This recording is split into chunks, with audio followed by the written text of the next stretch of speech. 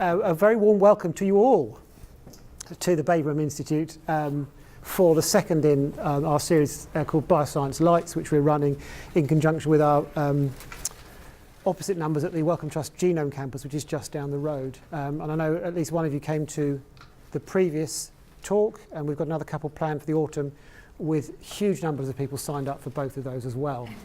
Right, you're all very welcome. It's nice to have you all here. I'll give you a quick run through about the Babraham Institute. We've got a couple of slides also about the Wellcome Genome Campus, and then we'll move on to our first speaker. There's a plan for tonight, which is in complete disarray already. But as you can see, we should have a speaker. We're going to have a wander over to the BSU, is what we call our animal unit, the Biological Services Unit, where they have a screen set up with live camera feeds from inside the unit. You'll understand we can't get you in there because you'd need to be health screened and showered and so on and so forth. But the camera setup is as close as we can get to getting you in. Some Q&A and then a presentation from James and then some questions. We have some resources at the back. I hope we've got enough to go round, and some suggestions of where you can find other resources will be forthcoming, I dare say, from our speakers. This is the campus. We're over in this building here.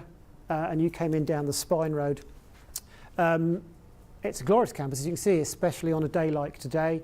The campus itself is now more than just the institute. There are 6, 7, 8 buildings which are for private companies to set up, from small to medium enterprises. There are about 65 on the campus now. They can use the institute's scientific services. We promote interaction between them and our scientists as much as possible.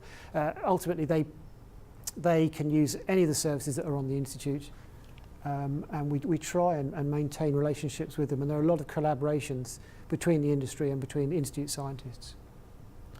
The institute itself is a life sciences research institute funded by the BBSRC, that's the Biotechnology and Biological Sciences Research Council. And our focus is on healthy ageing. So obviously ageing, not just the bit with the grey hair and the wrinkles, but from conception right the way through.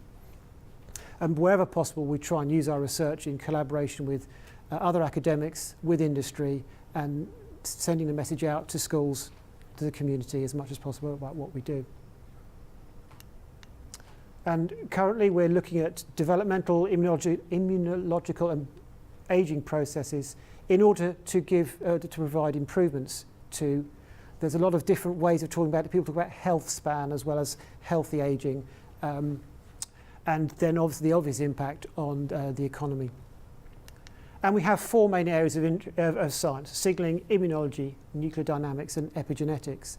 And should you wish more information about any of these, there's a lot of information on our website, and there's some information in the bags that each of you have. Our signalling program, the scientists are studying signalling pathways either inside cells or between cells that will maintain the cell's abilities to carry out whatever function it is they do.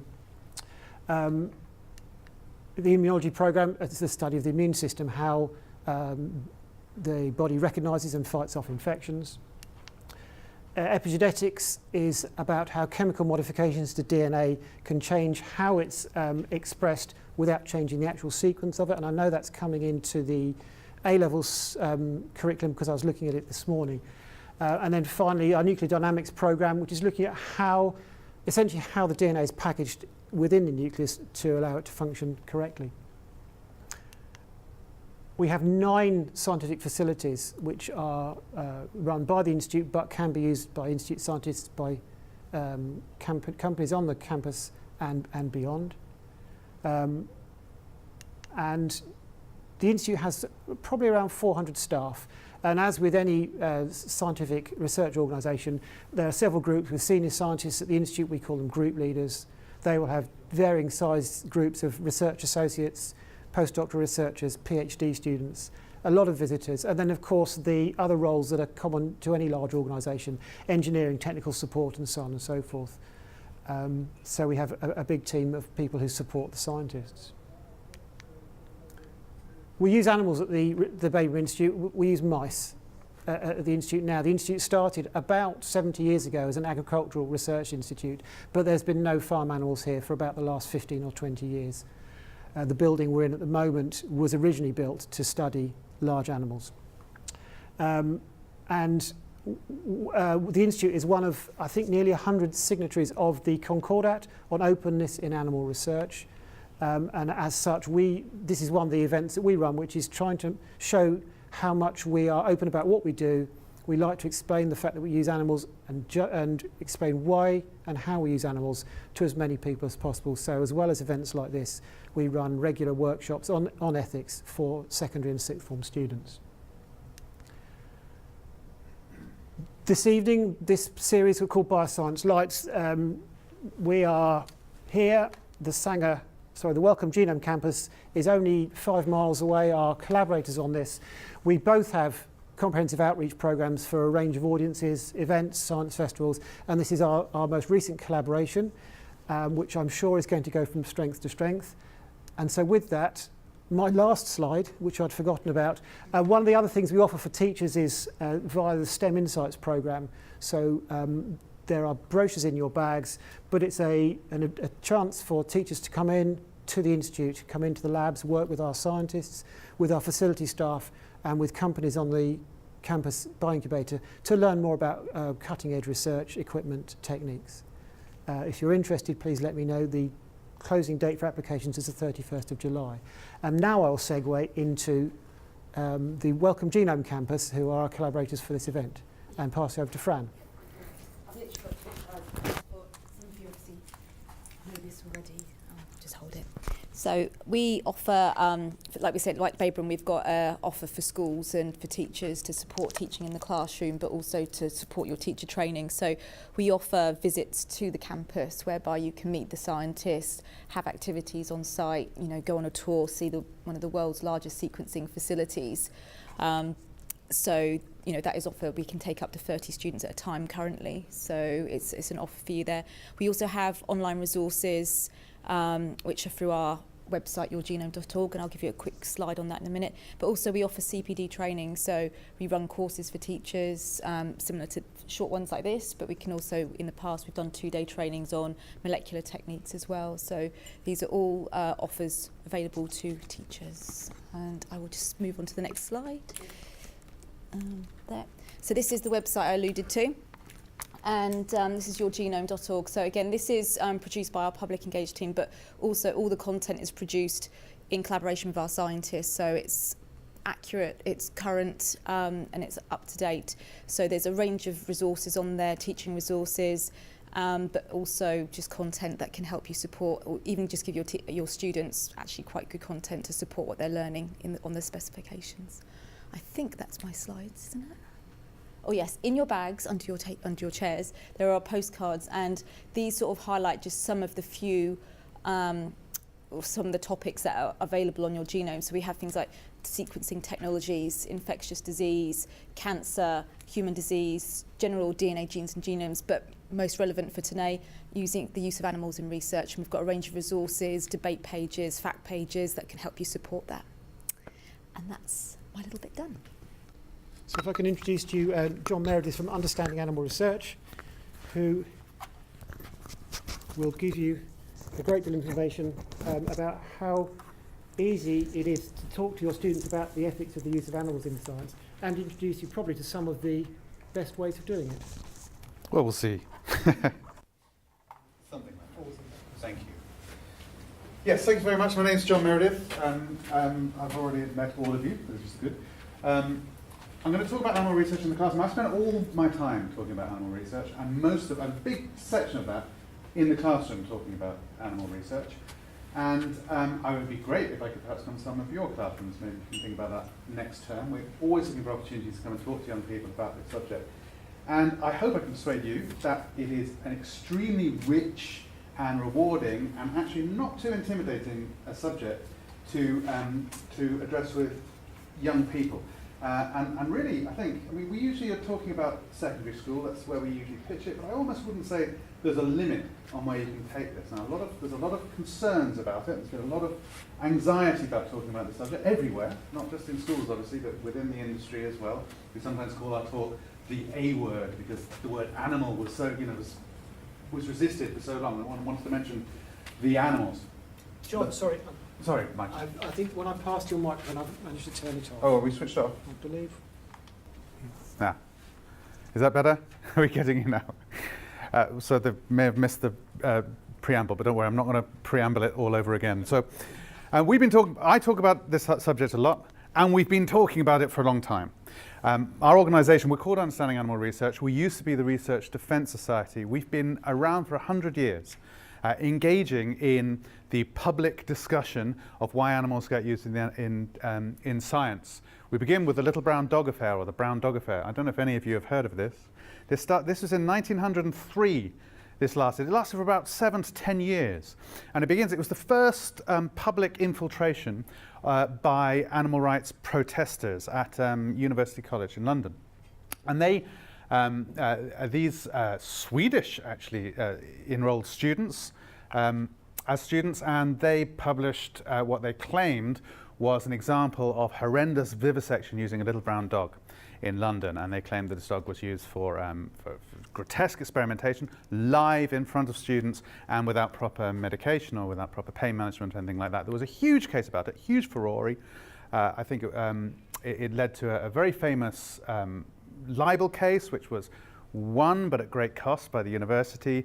It led to a public inquiry into the use of animals in medical research. It led actually tangentially to our organisation and organisations like ours getting formed to try and make a counterbalance to the arguments against the use of animals. And actually there were riots in London over this little brown dog, with medical students forming on one side of the argument and animal rights protesters forming another. This statue was erected in Battersea Park. The enemies, the factions, one other faction would sort of clash over this statue and would try and pull it down. It eventually had to have a police cordon placed around it. It was an amazing story. Eventually Battersea Park decided enough was enough, and they got rid of it, but it was re-erected. A new statue was re-erected in the 80s. So this has been going on for some time. We all know that it's controversial and difficult. This is what it said on the podium at the bottom there. Memory of the brown terrier dog, my highlighting course, men and women of England, how long shall these things be? It's a bit fruity, it's a little bit, perhaps a little bit overheated, as we sometimes have got used to with some of the movements against, some of the protesters against animal research. But the question is still a live one. The question is still a live one. How long will this be?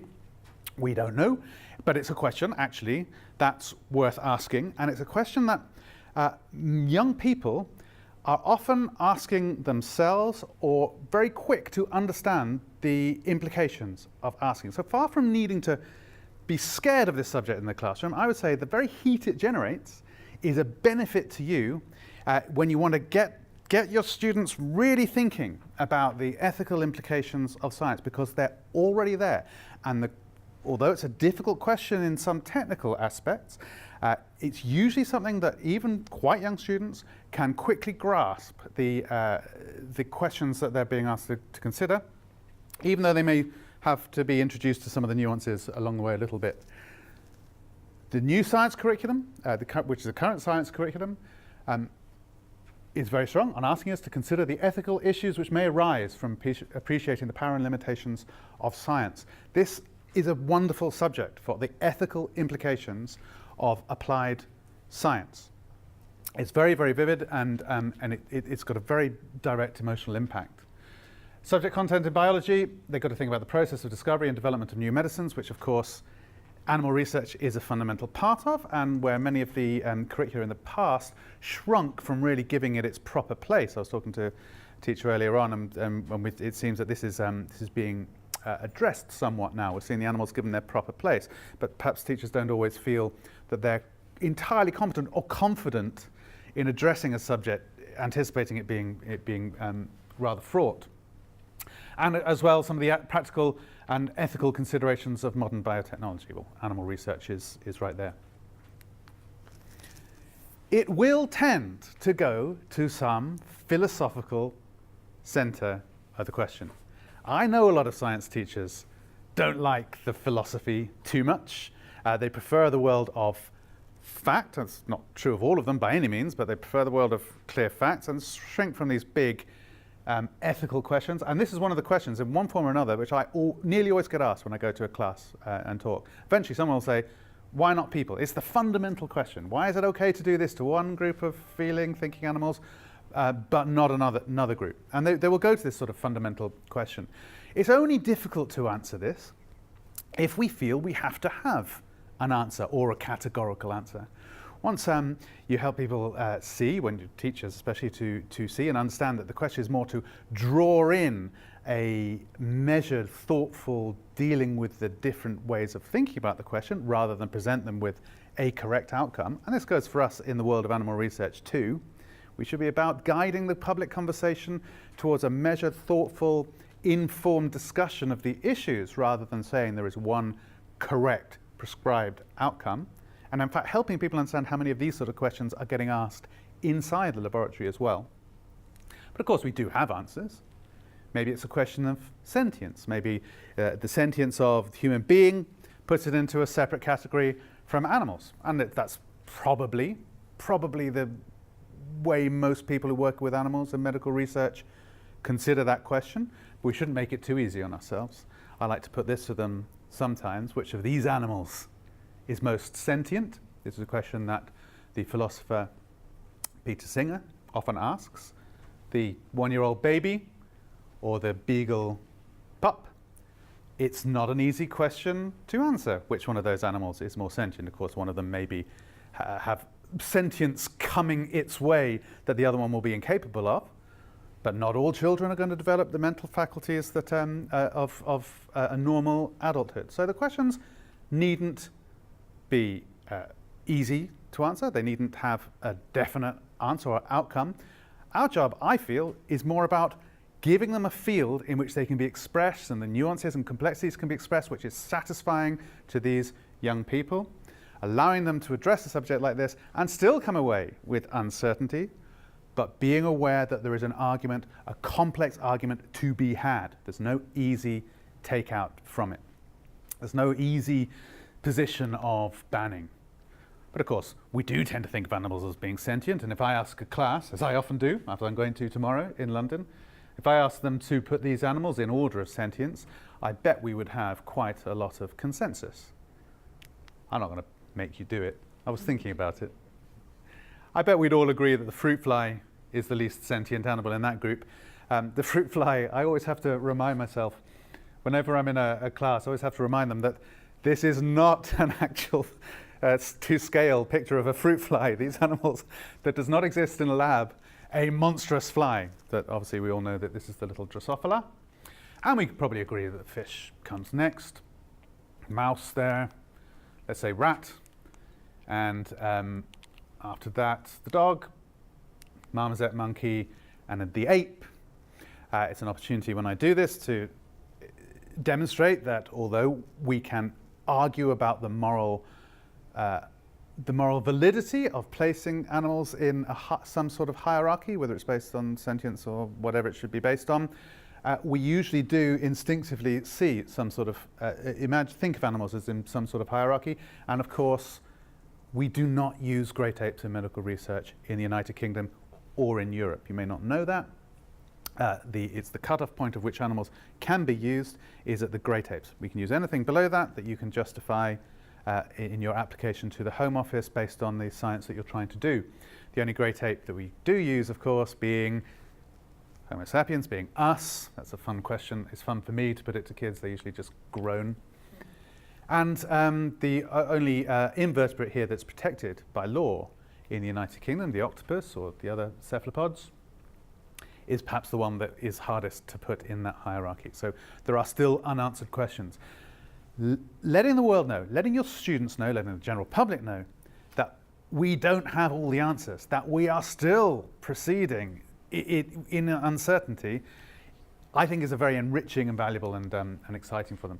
It's a good opportunity, if you want to go more generally, to talk about philosophy and give people a grounding in some philosophical ideas themselves. You don't have to be a philosopher to enter into this. I often talked about the idea of utilitarianism, useful long word, that this is the moral framework with which we think about animals, basically weighing up the costs against the benefits, and that this is quite a normal thing we do in lots of other aspects of our lives and using animals.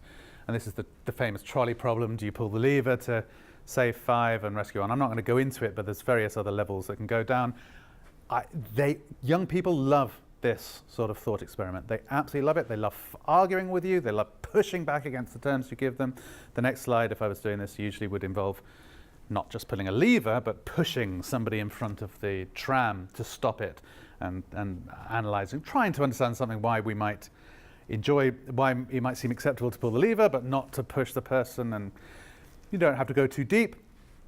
I think there's great value in introducing them to a basic framework, philosophical framework, but also making it more difficult for ourselves than we have to. You know, putting in front of them that there are limits to what we can, to our own understanding and the way we can think about this.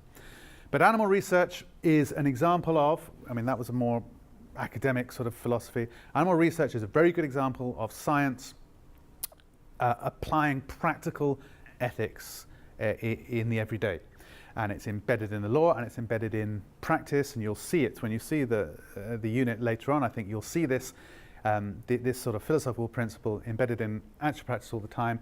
The principle of the 3 R's, which some of you may be familiar with. If you go anywhere near an animal unit, anywhere in the country, you will hear it immediately and over again. The 3 R's are these: replace, reduce, and refine. They must, by law, be applied all the time when we're using animals. Replace is easy. If you can do it another way, you must. It is illegal to use an animal for research if there is a practical alternative. Reduce, well, just use fewer animals. But refine is fun. Refine is the one that says, well, if you can't replace it, you've done what you can to reduce it. What can you do to refine your procedure so that the animal suffers the least possible stress or pain or distress? So an obvious refinement would be using pain management if in an operation or something, if that was practical, to reduce the pain the animal feels, and usually is practical, and that's what usually happens. Refining is, I like to ask young people to think about this concept through applying it themselves. Here's a good little clip. It's very, very short. Tons of this stuff on our website and elsewhere. There's so many resources out there now to use when you're talking about this subject. And you probably know from your own experience that young people love to see pictures of animals. Here's a macaque monkey. It's not a typical research animal, but it is used. It's going to be used for, I think, a toxicological study. So they're going to want to take blood out of the vein on its leg. So watching this clip, we can ask, where's the refinement? Where's the refinement? And that's it. That's all they need to see. I always find that they get there in the end, sometimes straight away, and they're actively watching and seeing it. Now, perhaps I don't... Are we finished? Am I finished at 6, Michael, or a little... 6. Had we started at the right time, yes. Yes, but... You've perhaps got 5-10 minutes more. Okay, I felt that time had sped past even faster than anticipated, but it... So what's a refinement? Can I put it to you? Someone want to have a guess? They let him move the leg out by himself. Yes, straight on. You'd be amazed how quickly young people get that. If they don't, of course, you can give them some clues.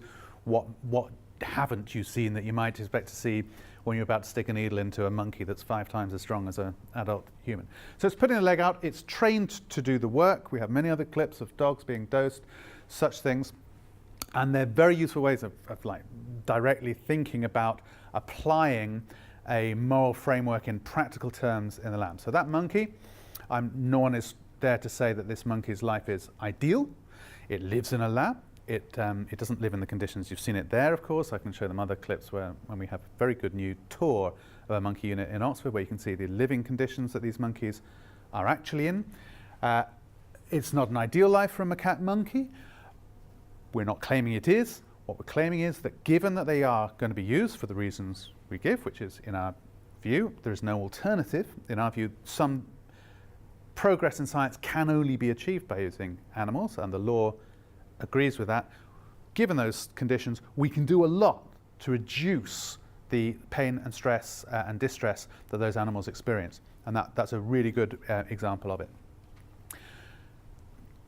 There's an AWERB in every facility you visit. An AWERB is an animal welfare ethical review body, which reviews any application to the Home Office before it goes forward. It will often include lay people, sometimes even people from animal protest groups or organisations like the RSPCA, as well as veterinary staff and scientists and licence holders. The AWERB is, of course, a great opportunity to get your young people thinking directly and in practical terms about animal research in specific in a specific context. And here's one, and this means that there's loads out there. If you go onto the Home Office website, you can find the non-specialist summaries of all the animal research that's going on in the United Kingdom. It's a great resource if you can spade it out. Here's one that I use sometimes in classrooms. You can change the language depending on the level that you're trying to get and the time you've got. I'm going to be doing this with a group of Year 7s tomorrow in London with 3 Year 7s with the wording slightly changed. But it's a real application. It's actually approved, but we'll be asking them whether or not they're going to prove it in a group, and then sharing as a class what we decide. This is for a study in Huntington's disease, but it's using sheep, and it's a non-proven model, so there's all sorts of things to discuss. Ask them to think about some fundamental questions as they look at it, discussing it in their groups, try and come to a consensus in their individual groups, and then feedback. And it's a really, really easy to manage and activity, but it's also one that drives them to think about ethical and the practical ethical application, which they could be directly involved with, possibly themselves at some time in the future, and which is a real example from the real world. So we'd ask them questions that the AWEB should be asking. You know, is this research important enough? Is it significant enough to justify the animals? Are they convinced by the claims made that they've just read in terms of the severity, etc.? Have the 3 R's been applied appropriately? This is something that you would have to explain when you're making your application for any such license. Do they have any questions they want resolved, and are they going to approve it, reject it, or are they going to ask, or would they need more information, which is often the position that we find them taking, wanting to sort of sit on the fence. It encourages a really deep, a really thoughtful engagement with a very complex, suddenly very complex moral issue, and an understanding of just how complex and difficult this is. We're always saying to our teachers, we're not here to convert your children into supporters of animal research. We're here to change their uninformed dissent into informed dissent, where that's appropriate, and otherwise simply to let them understand what a complex and nuanced and finely balanced sometimes decision this sort of thing is. There's nothing we should feel that we can't, in principle, show them. We show a lot of animals, and we show lots of more attractive sides. We show lots of the typical stuff of mice in cages. I am always wary about showing too many of the big, glamorous animals and giving the impression that more of these are used, because of course, overwhelmingly, the species we use are mice, fish, rats, and birds. That's what, 98%, James, something like that? 98, even more, 99% of those species. But the bigger species are where people often have most concern. And here's a macaque monkey, very high level species. It's being used for some very severe research, so it couldn't recover from this in time because it's had the top of its skull removed. It'll be used for live neurological studies. And you can see pictures of this monkey, or one model very like it, on our website, actually in a study, so you can see what's happening. So there's nothing we can't put forward to them. We can really present the reality as far as we understand it and know it. Although I like to balance that up with something like this little clip I'll show you now of Mike Robbins. Mike Robbins has had deep brain stimulation surgery developed on a similar model, not the same one, but a similar model to that macaque monkey we just saw. So using a live monkey model for doing experimental brain surgery. Now, he's had this treatment for Parkinson's disease. I'm going to let him tell you about it because it's worth seeing this clip. If you haven't seen it, you can download it, I think, from our website. But I should tell you, as I would tell them, to bear in mind watching it, that although this terrific therapeutic advance came through this surgery, they could not be sure of that before they began the animal study. So it was always a difficult balance. They could not know that it was going to succeed. They may have done their research and found that they ran into the buffers. So here's Mike. You can see why I find this such a powerful, I think you'll see why I find this such a powerful thing to show to young people. The probe that is placed into the brain, I understand, comes level with the top of the nose and the ear. And it is connected to a battery in my chest, underneath the skin in my chest here. And this is controlled. I can control the amount of the voltage going in I can control the length of time that the pulse is, and I can identify the number of times per second that it goes in. And I'll turn myself off now.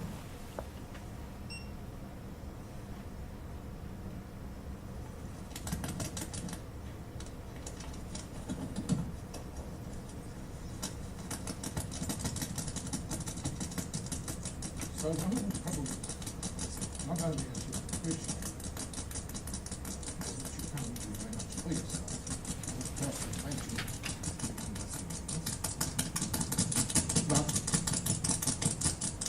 because my concentration now is up to 90% on my tremor and trying to control it, and I'm thinking the word Parkinson's all the time, I'm not terribly, I'm not concentrating on my conversation with you at all.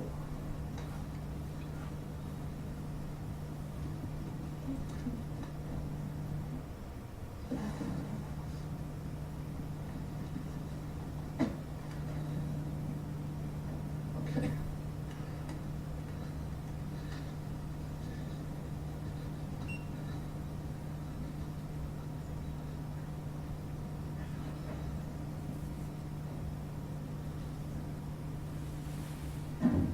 You can see this quite.